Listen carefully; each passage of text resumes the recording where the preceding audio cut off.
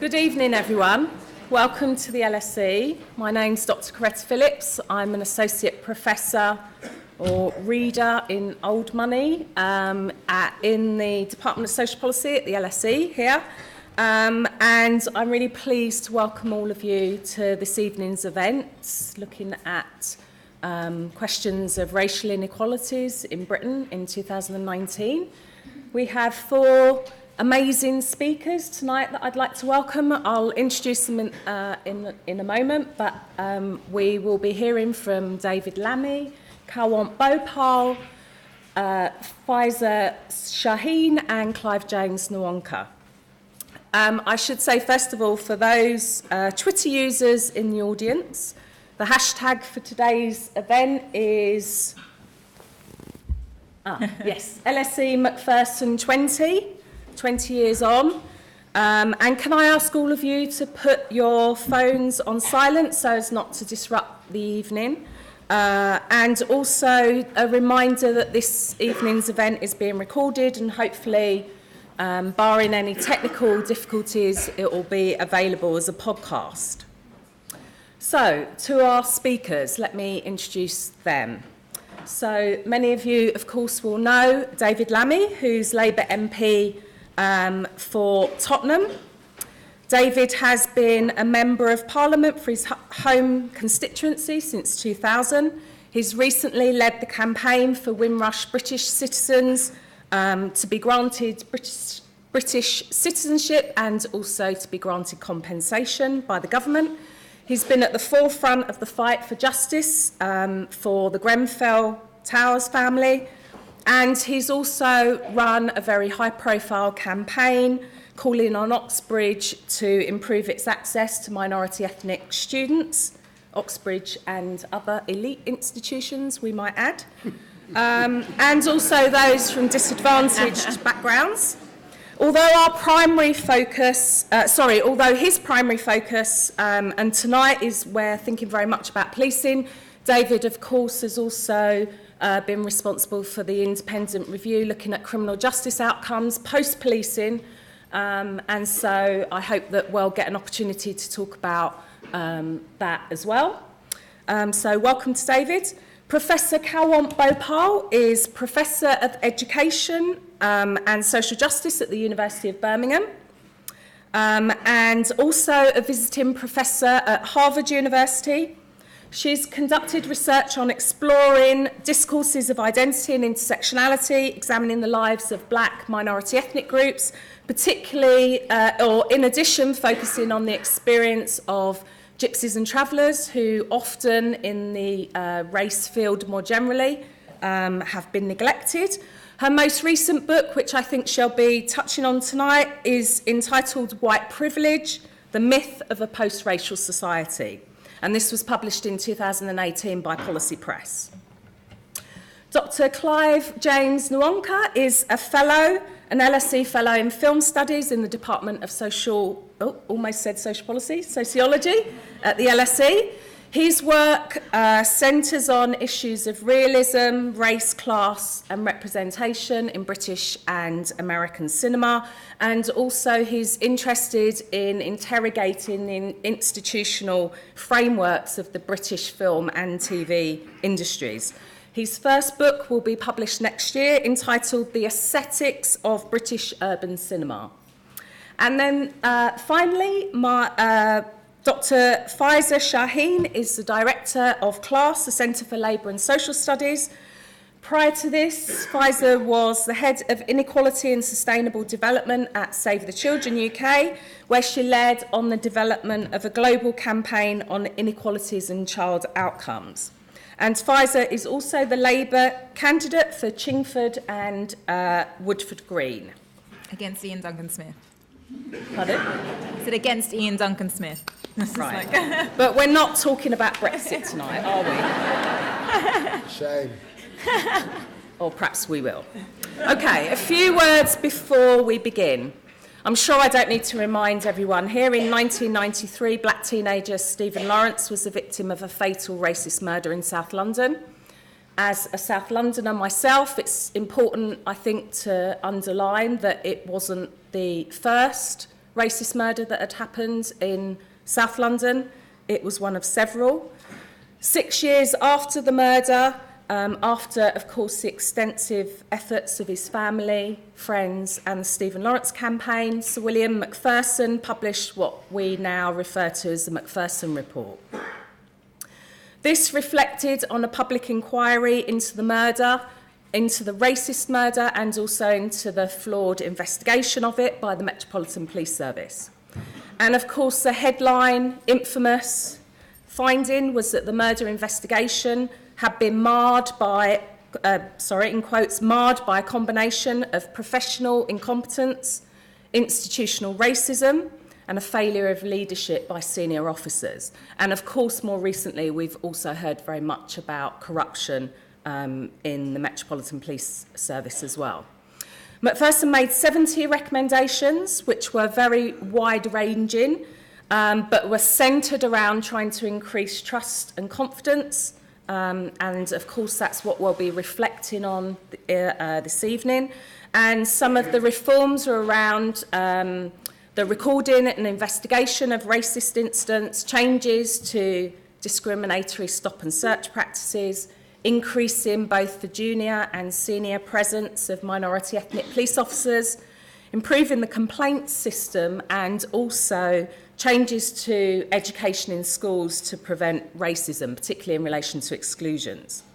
So we're now, of course, in February 2019, 20 years on from the publication of the report, and tonight's event is expanded to think beyond policing and beyond criminal justice, to think about where we are in relation to racial inequalities in Britain.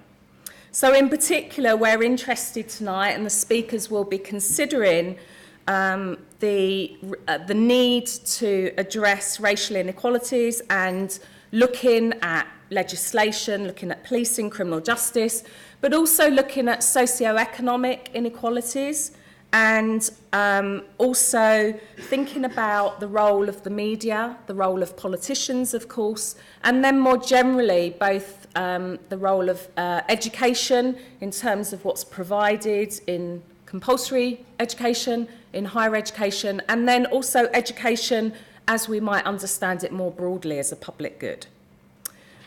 So, tonight after the lectures, there'll be a chance for audience participation, and you'll be able to put your questions to our speakers. So, we'll kick off with David Lammy.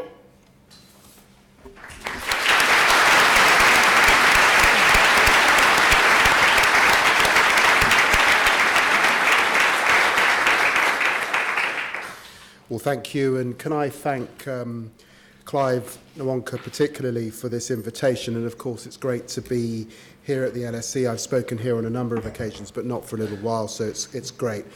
And this was an invitation that I wanted to accept because it's just so important to honour Stephen's life and the campaign for justice which we continue to fight. So let's just go back to Stephen. Stephen Lawrence was 18 years old in 1993. He was raised in Plumstead by his mother, Doreen, who was a special needs teacher, and his father, Neville, a carpenter and a plasterer. Both had moved to Britain, like my parents, from the West Indies in the 1960s. Stephen loved listening to music on his Walkman. He made money by designing and selling his own T-shirts with rappers and political icons painted onto them. Athletic and tall, Stephen also excelled on the running track and represented his local athletics club. Stephen was just one of those people who had an enthusiasm for life. He managed to be both popular and studious. As a teenager, this is no mean feat. He chose to study English, physics, and design and technology for A-levels on the condition that he passed these exams that he could see secured. He wanted to take up his dream job as an architect. But Stephen was never given the opportunity to fulfill that dream he'd worked so hard towards. On the 22nd of April, 1993, Stephen Lawrence was fatally stabbed by a gang of white teenagers in Eltham. Media outlets began to report a racially charged attack. I remember back then asking myself, when does racially charged become racist? Is it 10%, 30%, 50%? Stephen's murder was not racially motivated, racially tinged, or racially loaded. It was racist. And Stephen Lawrence was murdered because he was black. A BNP stronghold, Eltham symbolised the rise in anti-immigrant sentiment, xenophobic rhetoric, and the fear of the other across the UK in the 1980s and 90s. The last thing that Stephen heard was the repeated cacophony of the N-word. And there was something about the random yet targeted nature of the attack that made me think it could have been me. Stephen was a young black man, just a couple of years younger than I was. He was a boy trying to make something of his life, a boy who loved his mother and wanted to make her proud. I was studying just up the road at SOAS at the time. I saw a lot of myself in him. Within 24 hours of Stephen's murder, the police had been given photo, oral, written evidence of the suspects' names and addresses by witnesses. If the suspects were black, I have no doubt that the police would have rounded up as many boys as possible until they found the suspects.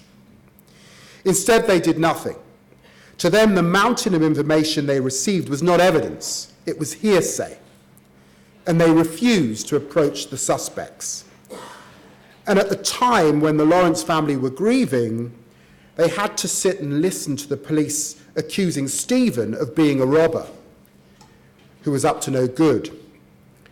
His friend Dwayne Brooks, who watched his close friend killed, was called violent, uncooperative, a liar by the police. He was a victim, but he was treated like a suspect. One of the things that they accused Dwayne of lying about was that the attackers used the N-word. The police were determined to deny that this was a racist attack. Police tapes even show police officers claiming that Stephen's race was incidental to the crime. It took the direct intervention of Nelson Mandela, who met the Lawrence family while visiting the UK in May of that year, for the police to finally arrest the suspects. The police had to be publicly and nationally embarrassed for them to wake up and do their job. In court, Dwayne Brooks maintained he correctly identified two suspects, but the police undermined Dwayne's statement, attacking his credibility. And in July of that year, all charges against the suspects were dropped. Immediately after the trial, the Daily Mail actually published a paper insisting the suspects were guilty of murder. You know that we're in trouble when we have to rely on the Daily Mail. It took 19 years for the state to finally convict just two suspects. The remaining three are still at large. It was difficult to believe that the abject failure of the police was just incompetence. And these suspicions were confirmed by the Macpherson report in February 1999. The report found that the police investigation into Stephen's murder was marred by a combination of professional incompetence, institutional racism, and a failure of leadership by senior officers. The inclusion of institutional racism was or had the potential to be a key turning point in Britain's race relations. Macpherson defined institutional racism, the collective failure of an organisation to provide an appropriate and professional service to people because of their colour, culture or ethnic origin. It can be seen or detected, it went on, in processes, attitudes and behaviour which amount to discrimination through unwitting prejudice, ignorance, thoughtlessness and racist stereotyping which disadvantage minority ethnic people. The report published 70 recommendations that would increase BAME representation in the police, subject the police to greater public control, and bind them more tightly to race relations legislation. It made these recommendations in the context of a much wider commitment to combat racism. Let me read you a quote from the report. "A high priority must be for society to purge itself of such racist prejudice and violence which infected those who committed this crime for no other reason than that Stephen Lawrence was black." Following the report, as a young lawyer, I was optimistic that the UK was ready to change. A new Labour government, which I eventually became part of, came in with a multiculturalist agenda, or the biggest at least that this country had witnessed. In the first term alone, we introduced the Race Relations Amendment Act, abolished the tough primary purpose rule, and blocked entry to the UK for thousands of spouses married to British citizens, and we introduced faith schools for Muslims and other religions. And today, on balance, some of those reforms have come to fruition. Perhaps we're moving in the right direction. There are, for example, more mixed-race people in the UK than ever before. In the first 10 years of the 2000s, the percentage of our population that identified are of mixed race or heritage doubled. The UK, it seems, is increasingly becoming a melting pot where love at least transcends race as a cultural indicator of where we might be heading. And as education becomes more evenly shared around, the potential of black children is being recognised. When I was at university, being black was rare. Between 2002 and 2017, though the percentage of people at university from a black, Asian or minority ethnic background increased from 13% to 20%, and the number of black students accepted by Russell Group universities such as this increased by 62% between 2010 and 2015. It's also true that black culture is to some extent celebrated. From Ben Zephaniah to Stormzy, black musicians are setting out music on their own terms and originality. We've got actors like Sophia Okonedo and Idris Elba who are opening audiences' eyes to new stories, moving beyond skin colour. And they are liberating this sense of the black hero too, which we perhaps best see personified in films like Black Panther. And after a false start, the police themselves have made progress. Immediately following the Macpherson report, police officers were offended by claims of institutional racism. I can't say I was shocked to hear that the Met were offended by claims that racism existed. One superintendent said that the accusations of institutional racism were, I quote, utter rubbish. It was a kangaroo court. I know they're wrong. I've been in the Met for 32 years.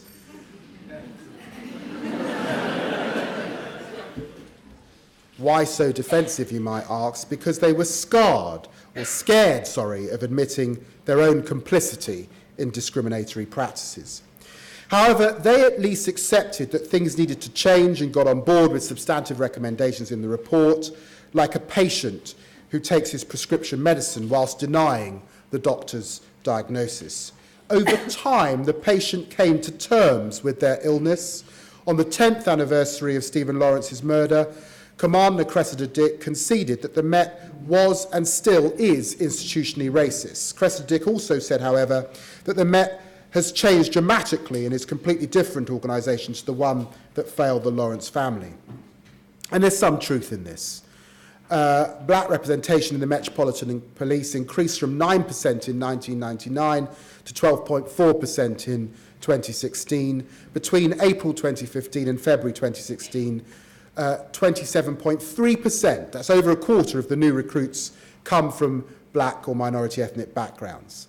The Met even began to pilot race awareness training programs for officers to recognise unconscious bias.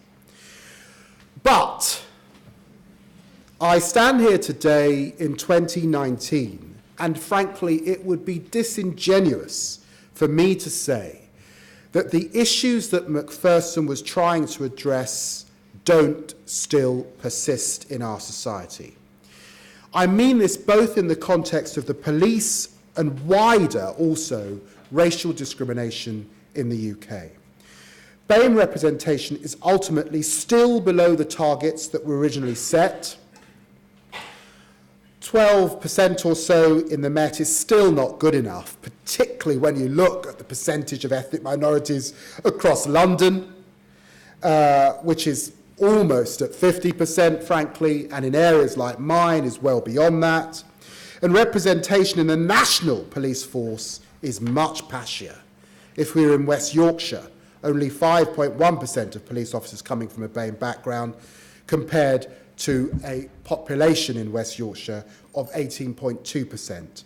Most of the increases in BME representation is largely limited also to junior roles in the force. And one of the key explanations of this lack of representation is that for most young black people, being a police officer is just not a role model that you aspire to. Far from it. In most of the black community, the police force is still perceived as, frankly, the enemy. And in 2008, 28% of people from an ethnic minority community felt that they are treated worse by the police because of their race. You're nearly 9 times more likely to be stopped and searched if you're black than if you're white, despite the fact that drugs are less likely to be found. And there's a greater disproportionality in the number of black men in prison here than in the US. As of 2019, 51% of the inmates in younger offender institutions in our country are from a black, Asian or minority ethnic background. That's nearly 4 times the 14% UK BAME population. And a lot is said about the prison industrial complex in America. It is really important to understand that per capita, much of the figures in this country are worse. It's no surprise then that black boys feel like the police force is no place for them. The same kind of self-fulfilling prophecy emerges in the context of educational inequality.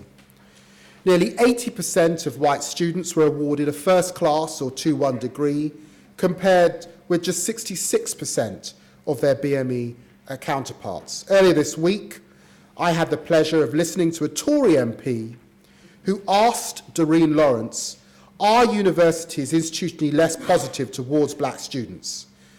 There's an allegory to the term institutional racism. The attainment gap between the social apartheid taking place in our schools, black and mixed ethnic boys are 3 times more likely than white boys to be permanently excluded from school. And black boys are increasingly the victims of the government's relentless destruction of local youth services. 25% of victims of knife homicides last year were black, the highest proportion since data was first collected in 1997. I was invited this evening to share thoughts on the legacy of the Macpherson report. I was asked to speak, if you like, about institutional racism in the context of law, policing and criminal justice, but I think it would be an opportunity wasted, frankly, if I didn't go beyond this. There's a key word that Macpherson used to define institutional racism. The word was unwitting. But I'm not entirely comfortable with a discussion that limits itself to non-deliberate or unconscious bias. There's something much deeper at the heart of all this. It's a historical, perennial, ideological force that explains how this bias comes to being in the first place. It's something that for many people is too awkward to address. At the root of institutional bias lies a belief that it isn't unwitting. It's conscious. It's articulated. It's developed. It's built on. And it's what killed Stephen Lawrence. The belief is white supremacy. The belief that whites are genetically superior began with a misreading of Darwin. After rampantly exploiting black Africans for slave labor, Europeans were provided with a neat and tidily explanation for their economic and military strength. They were just better able to adapt to their environment over a long period of time. An entire empire was built on these ideas. Whites came to civilize black and brown primitives and savages. Since then, white supremacists have lapped up the lasting effects of colonialism, exploitation, and slavery on black communities. They see it as evidence for the inferiority of black communities that were oppressed. White supremacy exists in those like the US conservative commentator Pat Buchanan, who justifies the disproportionality of black men in the criminal justice system by implying that they're naturally unruly and violent. White supremacy exists in the language of Donald Trump, who said that they were very fine people on both sides in the wake of the Nazi protests in Charlottesville. White supremacy exists in those police trainees who in 2003 were filmed saying that Stephen Lawrence deserved to die. White supremacy exists in the torrents of racist abuse I and my office receive daily. Why don't you get in your canoe and paddle back to Niggerland, climb up a tree and eat a banana? And it existed last year when a group of white men and women laughed at the burnt effigy of Grenfell Tower with cardboard cutouts of black and brown men, women, and children. For some in this country, black lives simply matter less. And it goes without saying that the pseudo-scientific justification for white supremacy is a complete lie. The neo-Darwinian conception of ethnic destiny is plainly false, and we know that race is a social construct. Unfortunately, some people take this fact to mean that race is therefore meaningless. These are the people who think that their job is not to see race. But this does little to expose racist structures which people of colour are subject to every day. It's what enables people to deny the existence of racism. I don't see race, you often hear them say, but we cannot fight racist institutions if we close our eyes. Part of my message today is that black communities have had enough of people trying to deny their experiences. This is part of a broader trend in which race has simply been taken off the table. When the Equality Act was introduced in 2010 under a Labour government, this merged 9 pieces of legislation. In merging them, it replaced the Sex Discrimination Act, the Disability Discrimination Act, the Race Relations Act. And the all-encompassing nature of this legislation was reflected in the increasing use of this new term, diversity and inclusion. At the time, I knew it was a mistake, because it removes our ability to talk about race. Individual pieces of legislation exist for a reason. They reflect the uniqueness of the different kinds of oppression different kinds of groups can feel. The discrimination that women face is not the same as the discrimination that ethnic minorities face. Intersectionality, of course, is key. We cannot ignore those people who belong to more than one oppressed group. But surely there's a better way of listening to these people than to treat oppression as merely an umbrella term. Where was the investigation into race pay inequality in the BBC? Where's the coverage of racial underrepresentation in the FTSE 100 corporate boards and companies? When we ignore race, we end up with Windrush. It was those who were blind to race that oversaw thousands of British citizens being incorrectly deported, detained, and made destitute. Stephen Lawrence's family came to the UK from the West Indies. Make no mistake, we failed them. And then we failed an entire generation. Do we really think that Windrush can be rectified by broad targets on inclusion and diversity? Part of the reason why it won't is precisely because it doesn't take seriously the infection of white supremacy. And as Rediano Lodge said, asking for a slither of disproportionate power is too polite a request. I don't want to be included. Instead, I want to question who created the standard in the first place.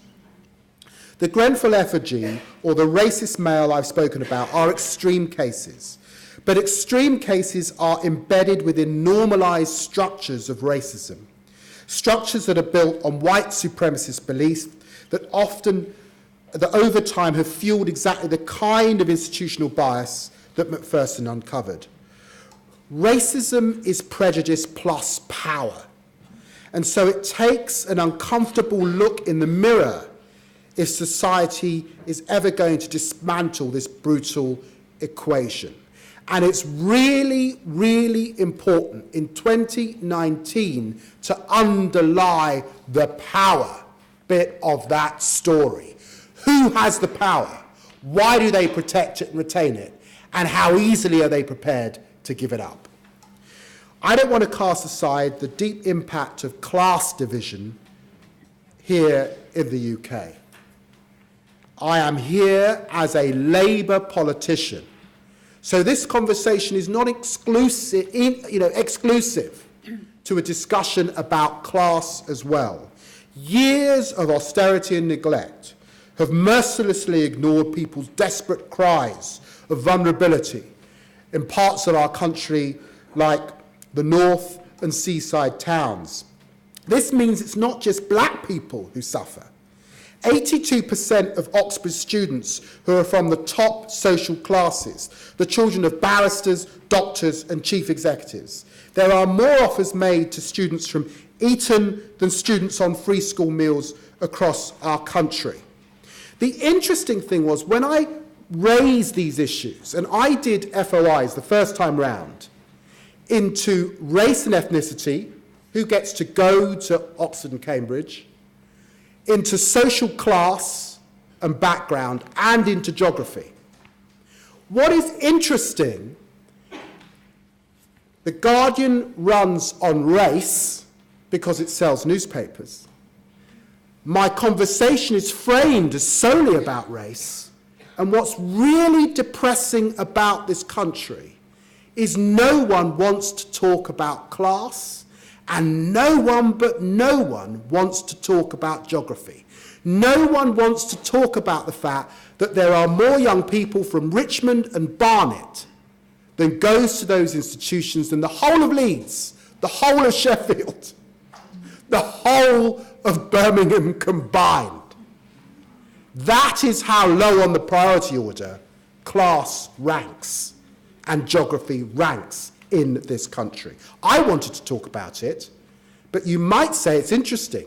Why is it only David Lammy seems to want to raise these issues, fighting for the rights of Northerners and others in our society? So I don't want to cast aside the deep impact of class division in the UK. Years of austerity and neglect, as I say, have mercilessly ignored people's desperate cries of vulnerability. What we see also is a global far-right movement exploiting the white working class insecurities. Class divisions are exploited by hateful tribes who feed on individualist insecurities of loss. As Way's depression was attributed to immigrants instead of employers, voters found solace and comfort in the fantasy that people who look differently to them are to blame. Despite all of this, there is a bit to be positive about. I'm emboldened that Britain is increasingly resembling a place where racism is at least a conversation topic on the table. There is an impetus for change. It's just the conversation has yet to be transformed into a persistent, substantive, cross-party set of actions. Only with action comes Martin Luther King's nation, where people are not judged by the colour of their skin, but by the content of their character. To build this nation, the murder of Stephen Lawrence must remain a part of our collective memory, and we must ensure that his legacy is not one of victimhood, but of empowerment. His memory should give us the strength to seize our stake in the institutions that exist for all of us, because if we let his memory fade, history will continue to repeat itself. So what can we do? Look, in a speech like this, it's impossible for me to do justice to solutions. For disproportionality in the criminal justice system, I would ask you to read my independent review, which is freely available on the net. For broader issues, I would ask you to read the books, particularly in the last couple of years, of people like René Lodge, Afia Hirsch, we've got Courant Bhopal here. Read those books. But there are several lessons I want to take away from today that I think are important. First, we need to understand the roots of white supremacy and reject the false science that underlies it. We need to be clear that there are no genetic differences between genetic differences between races. You cannot tell someone's worth, intelligence, or nature by the colour of their skin.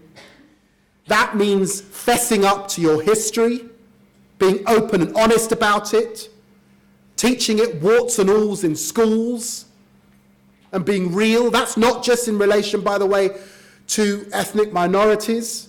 I've got a feeling that in the island of Ireland at the moment, they'd quite like us to be honest about our history. Some of what we're hearing from politicians suggests that they completely forgot the history of this country and its relationship with the island of Ireland, 1922, the famine and other things. Secondly, we have to provide real answers to the new populists who want to use the language of genetic difference to divide us.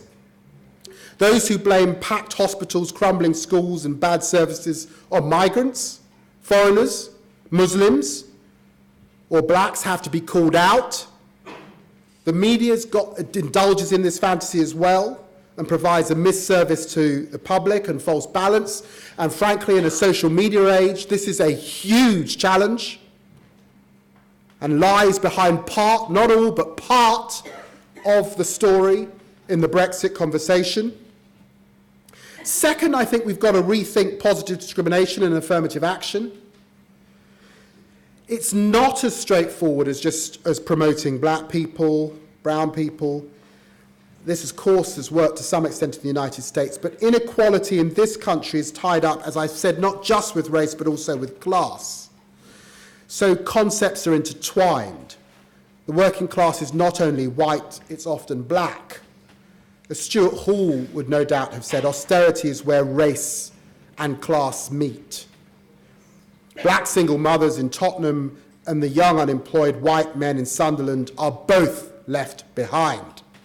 Let's break down the barriers positively to help them both get ahead. But what does that mean? It means giving up power for some. But as I said before, if that young man, let's give him a name, Boris Johnson, who gets to Eton, who gets to Oxbridge, has a silver spoon in his mouth. If he just didn't go to Oxbridge, but went to Warwick, he'd still get white privilege. But we might help the young man from Sutherland or the young Somali girl from Grenfell Tower forward as well. That's the sort of positive discrimination I'm talking about. And, sorry, I've lost where I was now, got so carried away. Third, we have to recognise that equal rights are not enough. And this is perhaps part of the critique of New Labour and that neoliberal project. In 2019, the barriers are economic as well as legal and rights-based. Liberal equality will always favour those who started at the top. We need real economic justice and the equality of opportunity if we're to bridge those divides.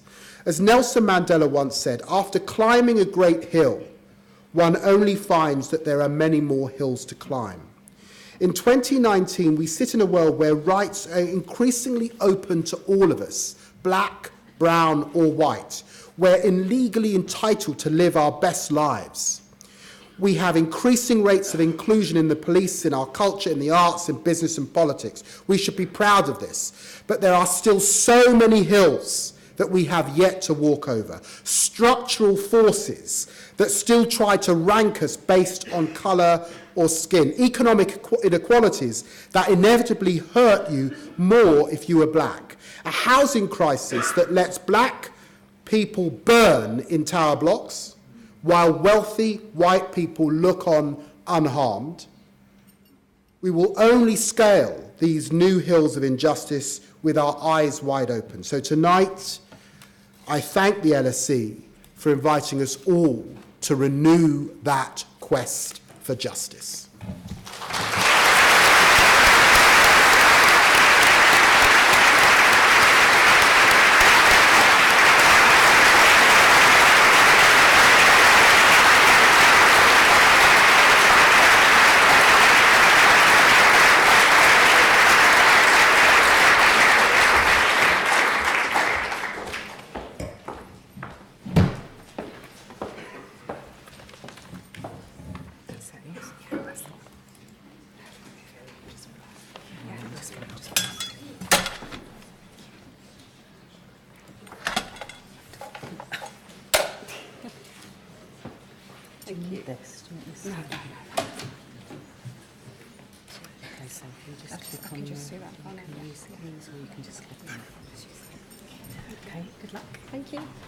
So I'd now like to introduce Professor Courant Bhopal from the University of Birmingham.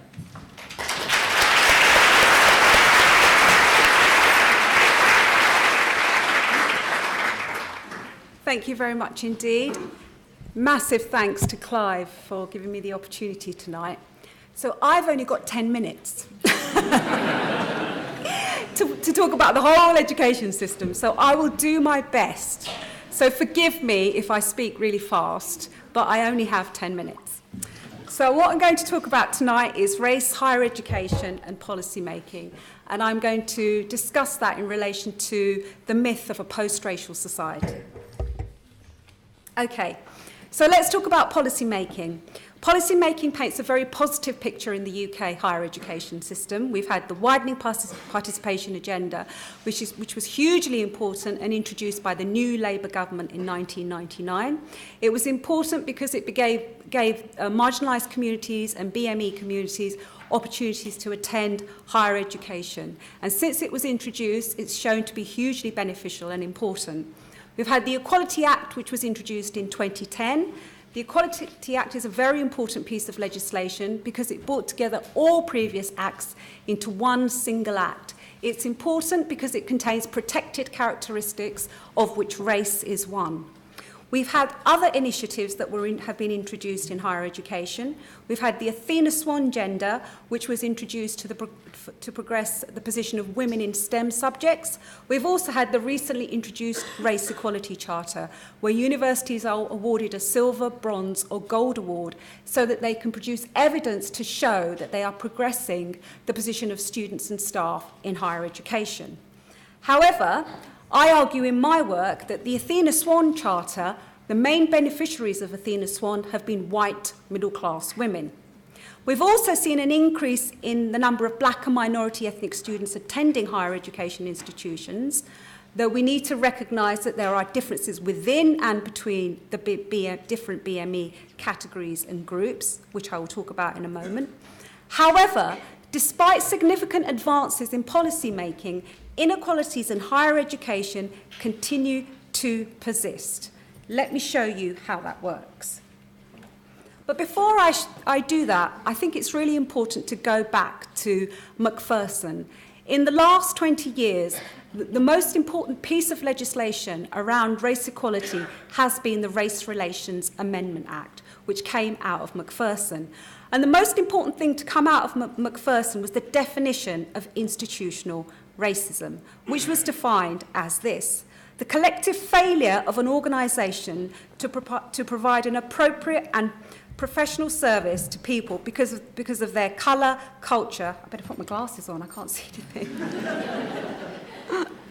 That's better. Or ethnic origin. It can be seen or detected in processes, attitudes and behaviour, which amount to discrimination through unwitting prejudice, ignorance, thoughtlessness and racist stereotyping, which disadvantage minority ethnic people. So the legislation to come out of this that's been hugely important was the Race Relations Amendment Act 2000. And this was important because it made all public bodies, including schools, universities and colleges, accountable for race equality. And what was important was that schools, for instance, had to monitor and record the number of racist incidents and send them to their local authority in order that racism could be measured and indeed addressed. We then had the Equality Act, and from the Equality Act we had the Public Sector Equality Duty, the PSED, which was again hugely important. However, since their introduction, schools are no longer expected to record racist incidents. This was a result of the coalition government. They disbanded this. So schools are no longer required to record how they are addressing equality duties. However, and they have no legal obligation to do so. However, the Department for Education indicates that it's good practice. So it's not in legal statute that they have to do it. So it depends on the individual school. So that's why the Equality Act is in fact disadvantageous when we're thinking about race. So let's talk about BME students in UK higher education.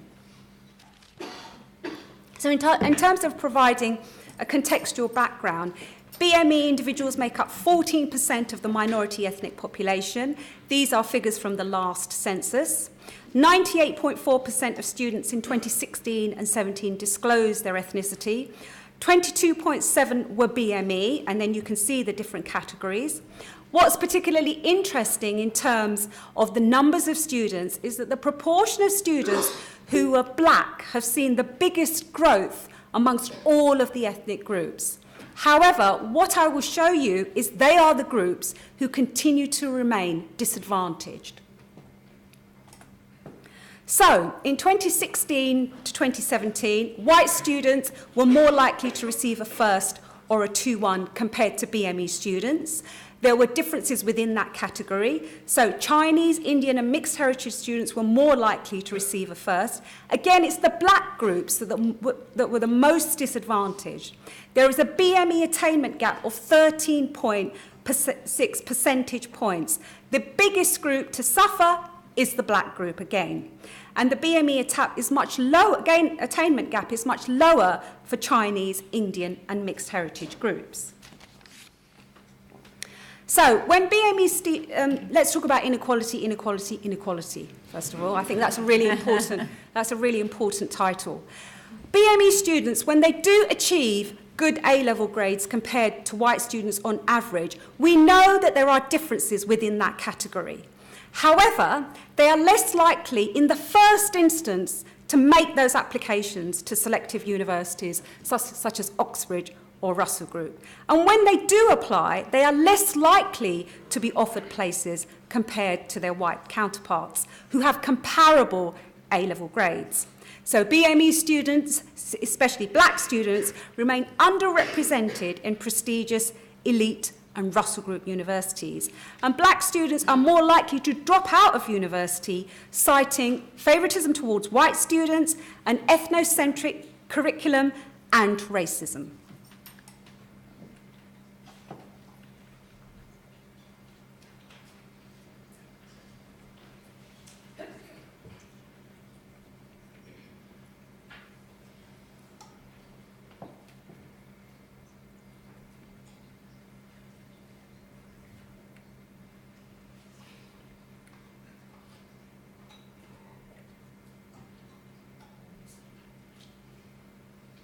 Those are the tip of the iceberg from 2018.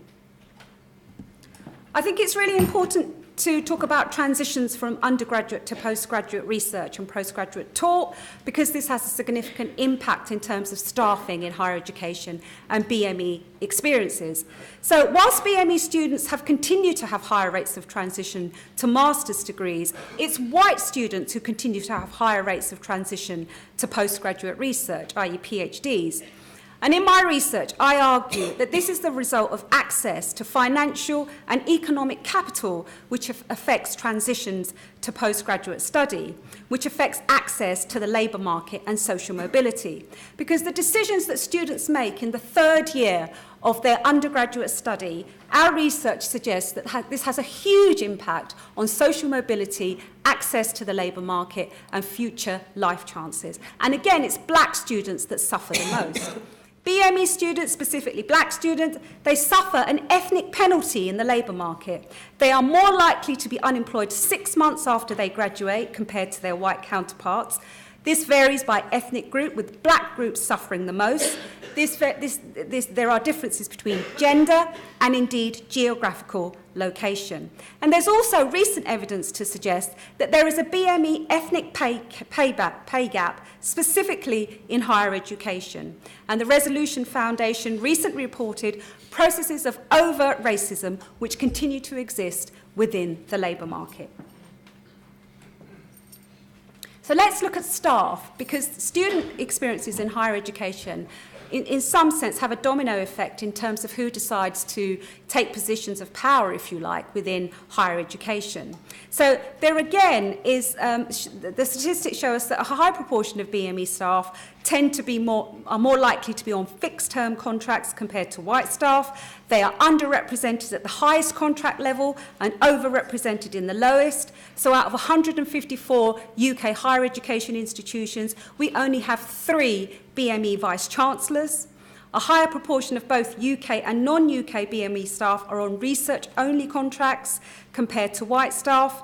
And only 0.8% of staff are heads of institutions, as I've just said. And we only have 85 black professors in the UK, of which 26 are women.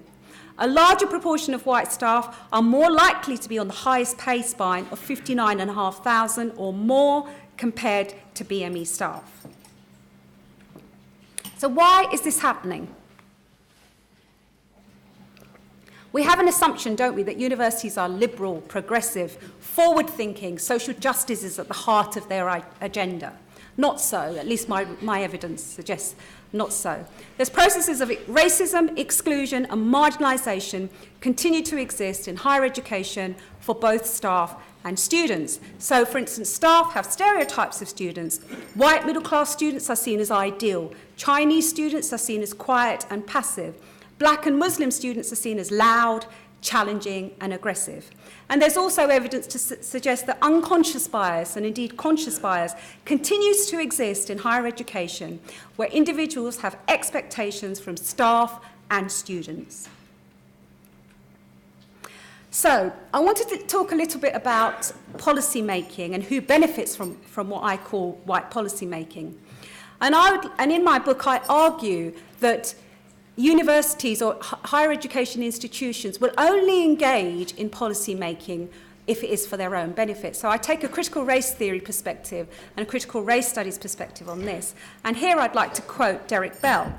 He argues that whites will advance the cause of racial justice only when doing so coincides with their own self-interest. And my own colleague David Gilbourne argues that the continued promotion of policies and practices that are known to be racially divisive testifies to a tacit intentionality in the system. So it's no accident that black students don't get a 2-1 or a first. It's no accident that we only have 80 black professors.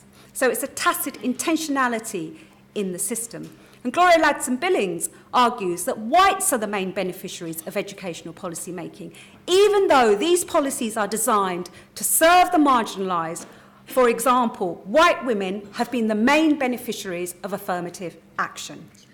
And I argue, as long as white identity and white privilege are not threatened, white groups are supportive of diversity and inclusion programs, such as affirmative action and the Race Equality Charter, because consequently they can sell themselves as diverse and fair, as long as their own white privilege remains intact and unthreatened. So, when I was thinking about what I was going to talk about today in relation to Macpherson, I thought about this piece of research that we carried out in 2011, which is about 9 years ago. And at the time, we were looking at racism in rural schools, in rural areas. And this is a quote that we quoted then in 2011, which is still relevant today. So are we talking about new, or are these just old racisms? So we said then, in 2011, to argue that post-Macpherson has resulted in a post-racial society is utterly absurd. Such discourses serve only to further disadvantage and marginalise black and minority ethnic communities. Racism exists at every level of society. It permeates our schools, our colleges, and our universities. It is alive in all elements of society, our popular culture, our media, and the social spaces that we occupy. That's why, in 2019, this quote is still relevant. And this quote from 2018, I argue that higher education institutions are spaces of white privilege. They fail to cater for the experiences of BME groups. They employ a rhetoric of inclusion, but one that is rarely evidenced in practice or indeed outcomes. So, what has been the impact of Macpherson? Is it that the more things change, the more they stay the same? Well, actually, I think that things have got worse. I think that, and read my book, that there's another plug coming for the book. Things have actually, one of the huge failures of policy making, specifically Macpherson and, in fact, neoliberalism, has been that what this has done has actually made the situation worse for black and minority ethnic communities, and black groups are the ones that have suffered. So Macpherson has actually, in some sense, let people off the hook. So it's provided a tick box exercise specifically in relation to education. So universities can say, yes, we are dealing with issues around race, but the Equality Act has put everything into one single act, so race has actually got lost within that. And what Macpherson has done, or the Race Relations Amendment Act, has actually provided a smokescreen of what I call a smokescreen of conformity. So universities give the appearance of dealing with issues of equity and inclusion and social justice. But again, looking at it from a critical race theory perspective, it's for their own benefit, because this isn't evidenced in outcomes. And I argue that higher education institutions will only invest in inclusive policy making if it benefits them. So there is an appearance or a rhetoric of inclusion, which is an interest convergence approach. So despite these significant advances in policy making, racism continues to exist. In fact, it's got worse. Higher education institutions are institutionally racist, and the idea of post-racism continues to remain a myth. I argue that a failure to acknowledge racism results in a failure to act. Thank you.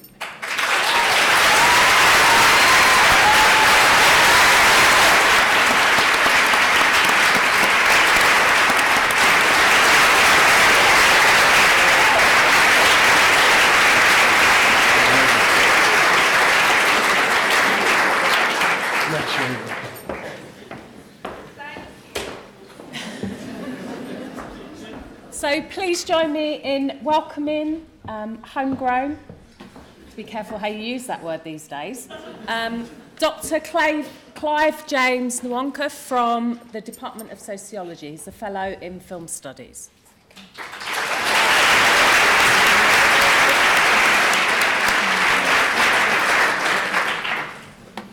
Thank you. I would love to proceed, but I actually can't find my slides.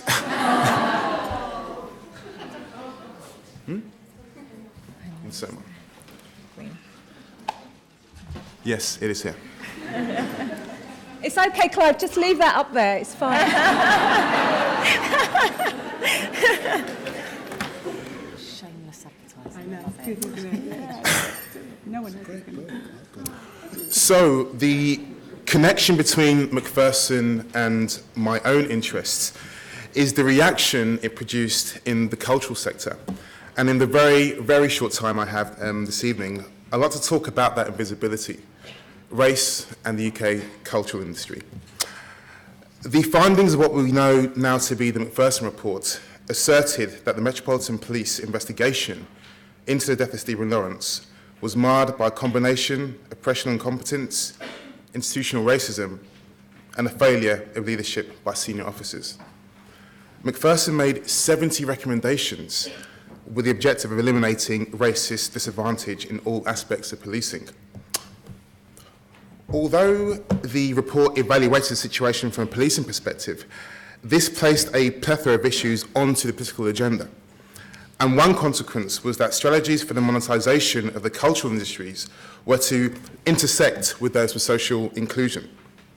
For example, as well as informing the 2000 Race Relations Amendment Act, this introduced the Equality Impact Assessments, requiring all public bodies to demonstrate that they are actively combating racism and promoting equality of opportunity and good race relations in all areas of their employment practice and service provision.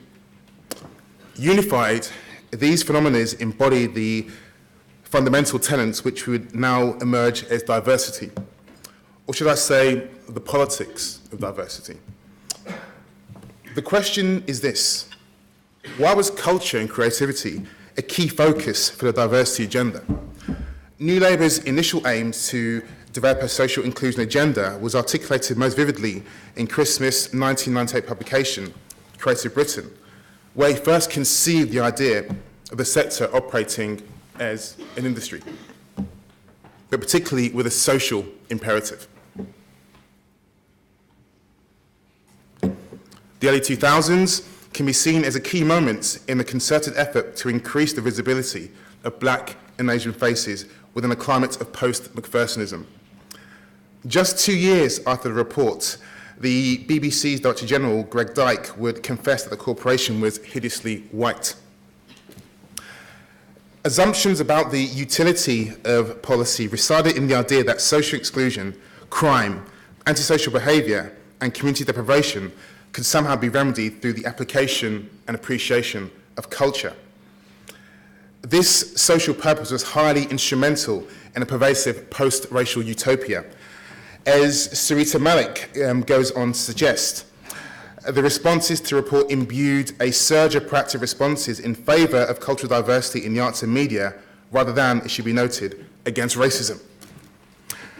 Remedying cultural inequality, of course, cannot by itself remedy racial inequality, which should have been the alpha and omega of the Macpherson report. Here, a depolitical post-racialism emerges through cultural plurality in arts, media, literature, theatre and film that allows the culture and the celebration of difference to master structures of power associated with the production of class and ethnic inequality. I'd like to make it clear that I support the idea that the diversification of any sector should be welcomed, and there is much to celebrate. At the turn of the century saw the proliferation of diverse strands of mainstream media. But the question that the contemporary situation poses is, why does the BBC, who have had 29 diversity initiatives since 2004, still try to convince that diversity really matters to them? Why does the Arts Council report suggest a significant underrepresentation of people from black and ethnic minority backgrounds? Why does the BFI claim that the industry has a pandemic lack of inclusion? Why are we in a perpetual moment of mass public dialogue on diversity? It's because diversity on its own is a benign concept. What's become apparent in the last 20 years is that diversity has meant a certain type of inclusion. It is yet to present a challenge to the fundamental forms of racial exclusion in the industry. There is something profoundly concerning about an attempt to diversify institutions while ignoring the industrial structure itself. For example, last year Channel 4 revealed it needs significant action to close its ethnic minority pay gap and set a target of 20% ethnic minority leadership by 2020. This sounds very familiar to us. Reactionary policy is welcomed, but a generally progressive diversity agenda would require Channel 4 and others to reveal the unequal conditions that first produced the pay gaps. Equally, a radical diversity means that one can no longer consider the issue of racial inequality without bringing into the frame questions of class within race. Diversity has become exceedingly cosmopolitan in its ability to recruit difference within the elements of power. And we have seen in recent years the inclusion of ethnic minorities within the culture and creative industries. But in the main, this has been to the benefit of the ascending black British middle class.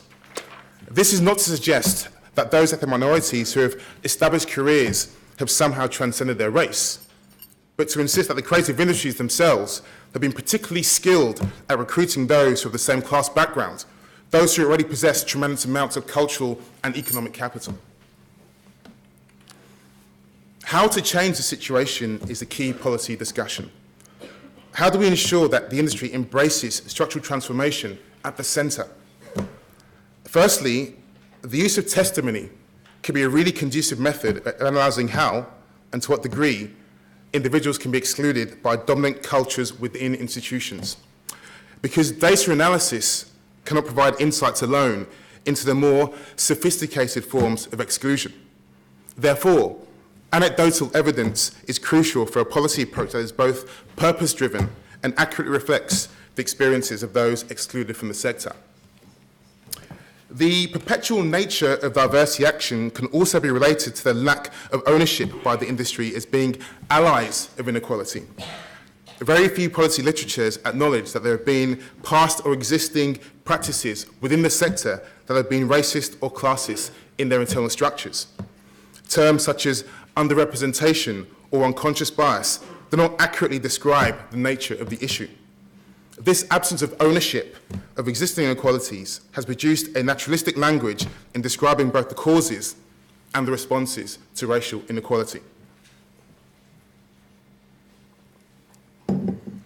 Because the accusation that must underpin all diversity initiatives is that there have been and remain certain areas in the cultural industries that are discriminative on the basis of race.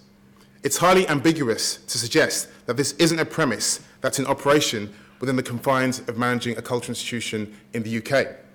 But equally, it's highly disingenuous to insist that racial inequality, which has been established as institutional in every fabric of public life, from the police to education to our legal systems to our economic structure, is an exception in the cultural and creative industries.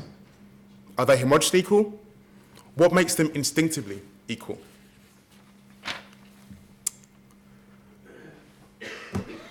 Diversity is the index of racial equality, not the beginning. It's what we experience organically when the structures of multimodal racial inequality have been dismantled. But there is a discourse at play, a genre of diversity that has become so topical, it's also become a disruptor for our traditional understandings of racial inequality. In a moment that the industry purports to be of seismic change, at the same time has rejected all the narratives that the challenge of racial equality built its legitimacy on. This is the axis upon which the entire self-sustaining diversity genre has been constructed, one that conflates anti-racism with the post-racial. Thank you.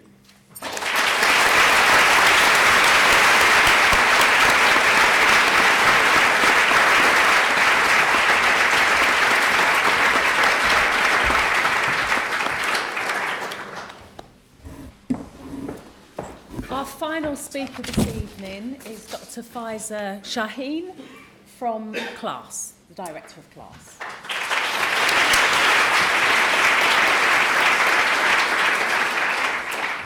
I'll keep this brief. Clive asked me to come along tonight to talk a little bit about some of the work that I've been doing over the years, in particular around the economy. And I really want to just pull out a few graphs. I'm sorry, I'm such a cow bringing up graphs at this time of night.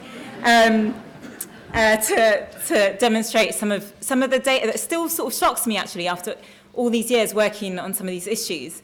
I should start by saying I was here last week talking about class inequalities and absolutely agree about these intersections. I'm so proud to run an organisation called CLASS. And, you know, last week I had a story about being really angry about class inequalities And it was actually both an element of white middle-class privilege, both those things. And this week I was mistaken for another lefty brown woman. I'm not Ash Sarkar, by a prominent conservative politician, the same conservative politician that couldn't see the difference between Chukwuemeka and Chris Eubank. Yeah, I mean, she would go insane looking at our panel today. And what?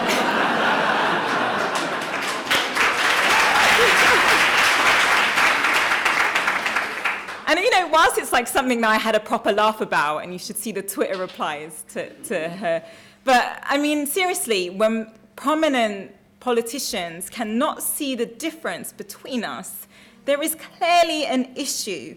You know, they say about not being able to see race. Maybe she just sees race. And, you know, her response to, she didn't apologize to us, but she, it became a BBC Newsbeat story. And her response to them was like, oh, I got confused because they sounded the same. So we don't just all look the same, we all sound the same as well. I mean, let me just start by saying how much, you know, the Macpherson report, I'm one of these people that was brought up in the 80s, and, you know, one of the first things I remember my dad saying to me was about how racist this country is, and I remember he was a dark-skinned Fijian man, you know, getting stopped by the police. I mean, my dad was a bit dodgy, but he did get stopped by the police quite a lot more than you would expect. And you know, and always been told that be mindful that police are racist. And when the Macpherson report came out, and I was really young, but my dad had been paying close attention and thinking like, oh wow, they're like finally admitting it. And of course, it was not news to us that the police were institutionally racist, but at the same time, that you know maybe this is they're really gonna do something now. And here I am this many years later still talking about massive race inequalities. And it's upsetting, isn't it? I mean, we've really got to have the next 20 years. In 20 years' time, we've just got to have a very different story to tell. I want to talk about prejudice. I want to talk about decision-making. I want to talk about the economy. Let me start by bringing up this graph, which is something that I worked on. Sorry, it's the wrong source there. It's from a BBC documentary that I worked on called Will We Ever Have a Black Prime Minister? And it was taken from a study done by an academic in Bristol.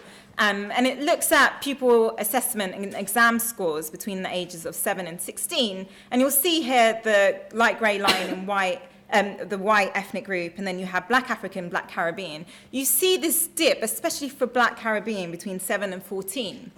And then you see this quite noticeable uptick between 14 and 16. Now, why is that? We asked the academics about what explained this.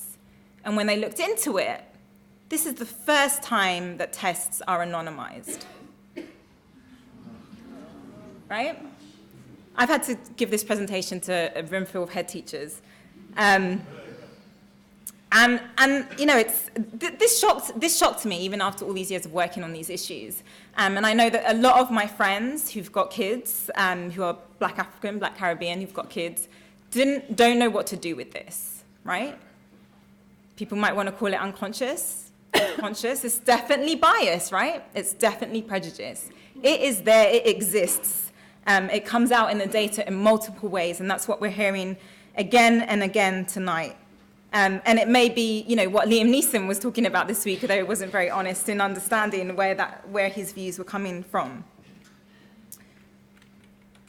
On policy, and I want to reiterate this point, that this isn't subconscious, this isn't, you know, something done by accident. This is on purpose. What this shows us here is austerity is not just a classist policy, it's a racist policy, and it's a sexist policy. What it shows us, and this is taken from Runnymede and Women's Budget Group research, is that the poorest third were most affected by austerity, and it's the poorest Black and Asian, and then it's more than that, it's the Black and Asian poorest women that have had the biggest impacts, the biggest cuts to their incomes. This is a racist policy. And I often say to people that when people try and make out this narrative of it's the white working class that are racist, not the white working class that put these policies in place, right?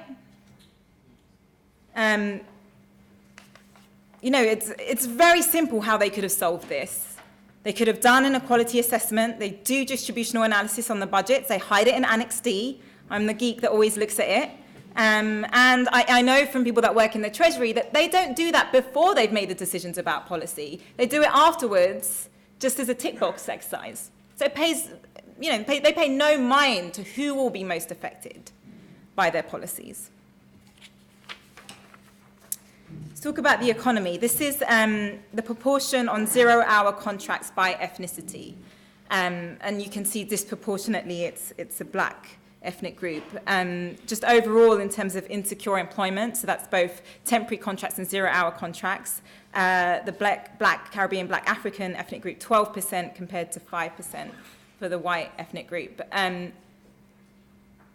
For me, and this is me as an economist speaking, the way in which inequality has grown in our economy, in which it's structurally embedded in our economy, has combined with prejudice to look like this. So it's the same way in which we can understand why it is that so-called women's work, right, childcare, social care, is constantly underpaid, right? You'll be very naive if you don't think that part of the reason that some of the sectors that are the lowest paid have the most women and the most ethnic minorities in it isn't to do with that, isn't to do with prejudice. The market is racist because people are involved in the decisions about how much people are paid. And people have prejudice. And we have to combine this with the fact that it doesn't matter. This is the lower end, right? This is 0-hour contracts. If you look at the other end, we know that it takes longer for graduates, black graduates, ethnic minority graduates to find work. There was a Guardian study done recently that showed that you have to send 80% more applications if you have a Middle Eastern sounding name or an African sounding name to get some kind of success, to get an interview. That is, they do these, I've seen these studies over the years. They do it every few years and it's always bad. It hasn't changed. It still very much exists. So, for me, the economy is racist. And, also, of course, housing is racist. And David brought it up there. Gentrification is essentially, I'm watching what's happening in Walthamstow. Who's getting pushed out?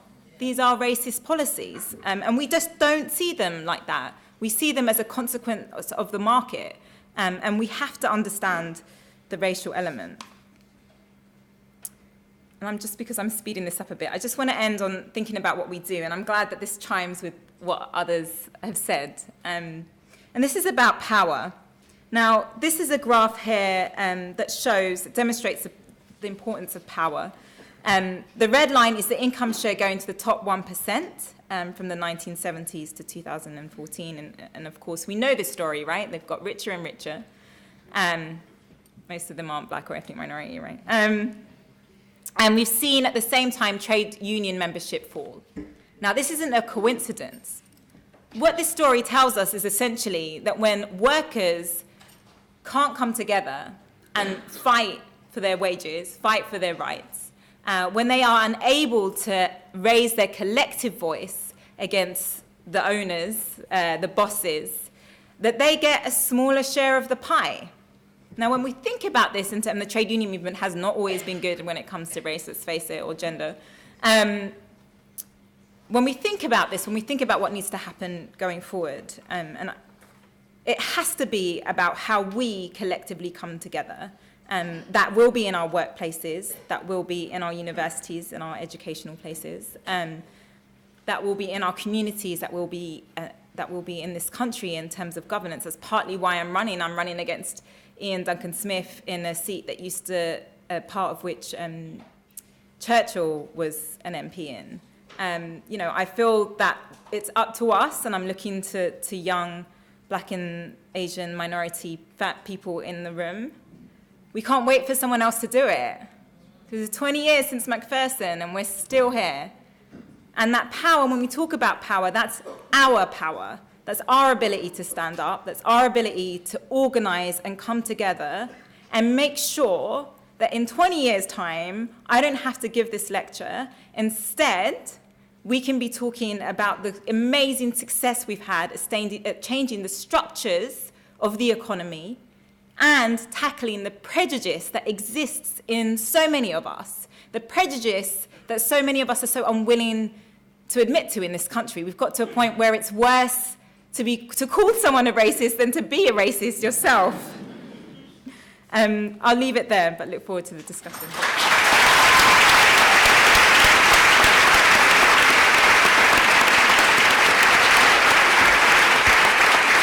All of your talks. My name is Daniela Naj. I'm a lecturer at Queen Mary University of London. My question is to David, first of all, and then to Courant Bhopal. So first of all, David, I really liked when you came out after Grenfell and you made a very impassioned sort of speech and really talked, and I think you know some of the victims as well who were affected. I researched Grenfell, so I'd love to have a conversation with you about that. But, you know, once you dig a bit deeper, you realize that a lot of the failures, a lot of the reasons why these people died are also down to policymakers, lawmakers such as yourselves, the Labour Party as well, who has not done enough, who has failed to introduce legislation that would protect these people, right? There were no sprinklers in that tower. There were no protections. There were no escape routes, right? And this is down to policymakers. So what are you, and Labour councils, right, that are also cleansing people out of London, let's face it, right, that are forcefully moving people to other areas of the country. So, and this impacts disproportionately black people, right? So what are you as lawmakers going to do about, what is the Labour Party that supposedly cares about working class people going to do about this, right? Thank so that's you. number one. Thank you and for just the question. Actually, yeah. A guy at the back. I lost my pen. It's fine, I'll remember. Hi, thank you for your talks. How would you explain the likes of Sajid Javid, who's the Home Secretary, and Sadiq Khan being elected to office in the various positions that they are? We do live in a very difficult time, but they do hold important public offices. I fully agree with your lectures and fully agree with your points, but I fail to understand how someone like Sajid Javid can rise to the position that he has in a party which is historically been known to be not so friendly to BAME groups. So I just wanted your take on that. Thank you. And guy at the back in the... Actually, I can't see what colour your shirt is. Thank you. Sorry, thank you to all of you for that. One thing that sort of came out, I think, in David's point was about, it came up briefly about the ethnic pay gap. And then we heard briefly about sort of difference within and between. So now with the gender pay gap sort of reports coming out last year, and now the Law Society talking about ethnicity pay gaps, and the government even suggesting that's the next step, how do we really distill that to make it more about the differences within and between sort of Asian backgrounds and black backgrounds, rather than just being, oh, these are ethnic minorities and these are white people, and how do we actually get that as a resolution rather than just separating between two different stages? Thank you. So over to our panel. David, perhaps first, and then... Well, just on the Labour Party, I have tried to be very clear that the Labour Party is not immune to racism. The Labour Party, in fact, it is often the case that the most liberal of spaces, whether it's the BBC or the Guardian newsroom, hide behind the liberalism. And in what I said that we've got to be a bit cautious about equality per se if we're not also dealing with inequality. So I'm not here to say that the Labour Party is the font of all wisdom and there aren't profound challenges within that. You know, one of the things I push the Labour Party very hard on are all women shortlists, and then female shortlists that benefit black women, but actually there's a scarcity of black men making their way through. And when I'm in the community I represent, or if you could, in Tower Hamlets, actually Muslim men, black men are very, very vulnerable and need representation. There's also, and it came up in one of the contributions, it's not about having certain kinds of black experience. For a long time, me, Diane, Paul Botang, going to these, I went to Harvard, I went to Cambridge, it's a certain kind of model that is required. So look, I'm not here to defend what is the indefensible, and I'm afraid I'm not either able to say, Labour, I'm a backbencher, calling it as it is, so you'd have to put your questions to Jeremy Corbyn. And I've also said this, in a way, and that's why I'm a bit of an irritant in the system, I don't care which white man from Islington is running the Labour Party. It's my job to prod quite hard about progress for the kind of people I represent. And I think the clip that you saw on Grenfell, I got quite emotional because I talked about the agency, and I was pushed very hard. The establishment pushed me very hard on questioning the judge that was appointed to lead the inquiry. And I questioned whether he'd even been into a council estate, lived in one. And it was basically to say, and this comes back also to the question on the sort of inequalities, the BBC and pay differentials. It's basically to say, look, really in 2019, after so many years of black and ethnic minorities qualifying themselves, becoming lawyers, becoming QCs, we can't find an eminent judge. So that was the question, but I was still pushed very hard on it. So in a sense, all of these challenges still exist. There are inequalities within groups, of course, to that question. Of course there are in a way, when David Cameron was talking about needs blind at university, he was being lobbied quite hard by a certain capture of some Asian communities within the Conservative Party who were sending their kids to Eton and public schools, but still finding that Patel stopped them getting in to Oxford and Cambridge. If you cancel out the name, but actually on the UCAS form, you've still done all the things, the white guys, that you can get in. That does not benefit the black kid from Tottenham. So of course there are issues within ethnicity, and that's about getting into the detail, which the system is reluctant to do. Never mind the general preferencing, when you get into the diversity of white women over ethnic groups. And there is a pecking order, and we have to challenge and push that and examine where power lies and why it is preserved.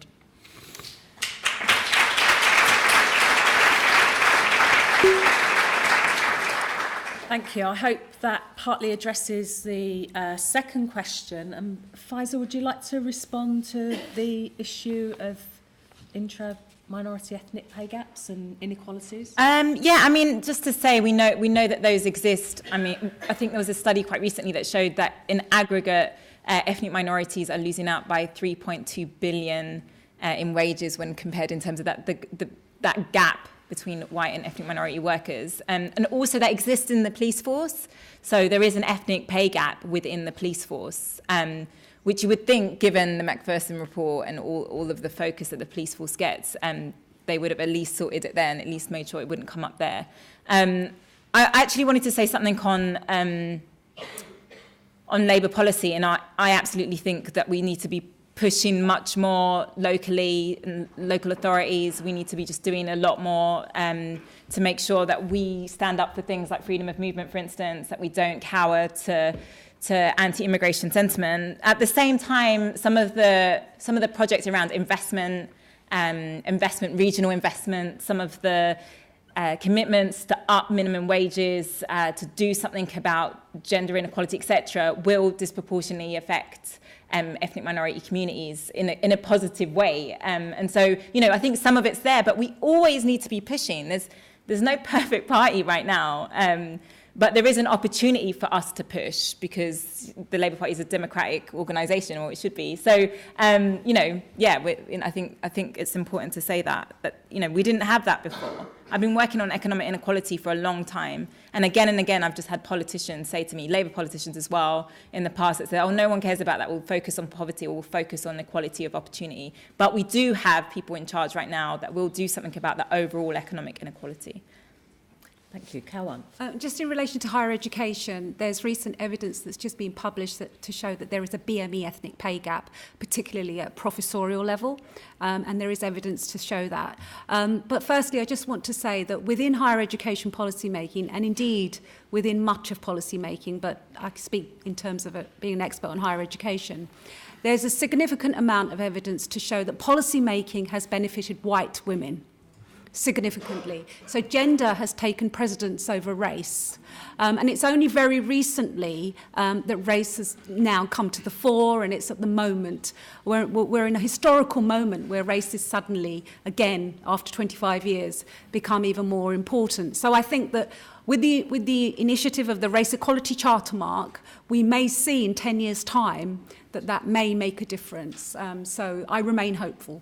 Just to respond briefly on the Savage Javid and the Sadiq question. Look, we're now in a place, this is some progress, where I think it's actually quite hard in the UK, because of diversity and inclusion, for any Prime Minister to have a cabinet that is not diverse. But that is patronage. And there are other institutions, important ones, like the judiciary, that are terrible.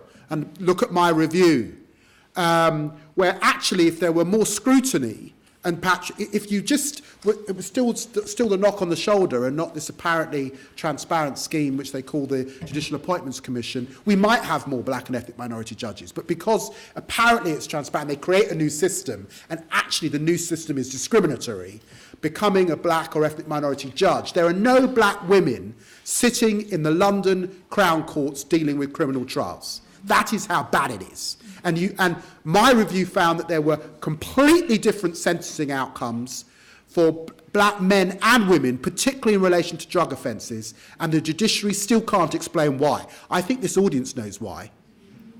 And so there are some real issues. And on Sadiq Khan, Sadiq learnt, to some extent, from those who came before him about the levers of power within the Labour Party. And I'm not being tough on Sadiq, it's great. He built on other ethnic minority politicians who understood how the Labour tribe, and it is a tribe, the unions and other things work to secure that nomination.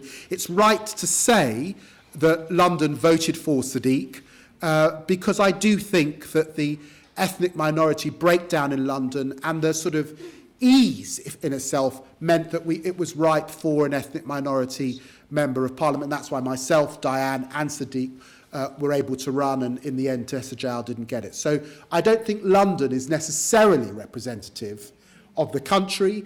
And look, in a sense, you could ask the question, why did it take London so long when we've had city mayors in American cities for decades and decades and decades? Okay, thank you very much. I'm afraid we've run out of time. We're not able to take any more questions. I hope that I don't think enjoyed's the right word to talk about our discussion this evening. I guess the point is to say I hope that we won't be here again in 20 years' time, as several of our speakers have said. And if you can join me in thanking them for...